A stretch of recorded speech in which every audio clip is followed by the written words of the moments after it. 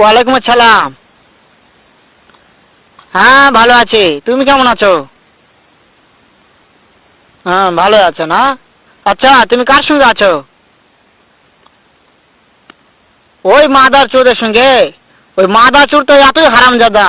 ওই শুয়োর বাচ্চা, ওই তো লটির বাচ্চা, ওই সাহাচুদির বেটা মাগির লিসা, এতই মাগির লিসা। ওই হারামজাদের আমি সামনে পাইলে একটা এমন একটা চটকানি মারবো, সারা মাদার চোদ।